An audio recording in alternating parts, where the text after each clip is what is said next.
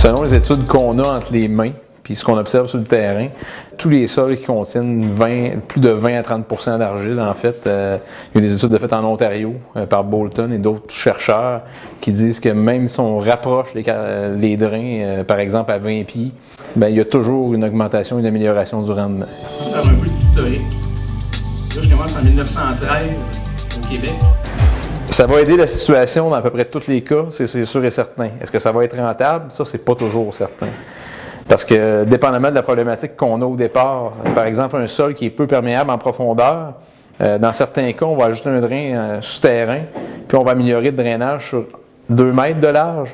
Donc, il faudrait qu'on ait des drains à tous les 2 ou 3 ou 4 mètres, dépendamment de la surface qui est drainée par le drain souterrain qu'on a rajouté.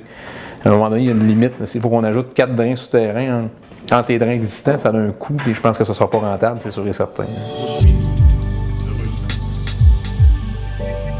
Questions qu'on se pose. La solution, je pense que c'est vraiment de... Il faut travailler en... C'est un ensemble de choses qu'il faut mettre en place, en fait, là. Oui, on va avoir certainement travailler au niveau de l'égouttement de surface, donc faire du nivellement, ajouter des ouvrages hydro-agricoles, des avaloirs, des rigoles d'interception, et ainsi de suite. On va avoir à drainer aussi souterrainement, parce qu'on a beau régler tous ces problèmes-là, le sol ne gagnera pas en perméabilité. Donc, il faut régler ce problème-là, mais le problème numéro 1 qu'il faudrait régler aussi, c'est nous autres se questionner à savoir est-ce qu'on rentre au bon moment dans le champ, est-ce qu'on force toujours le terrain. C'est tout ça c'est un ensemble de choses qu'il faut modifier, en fait. Donc, aujourd'hui, je vais vous parler de drainage.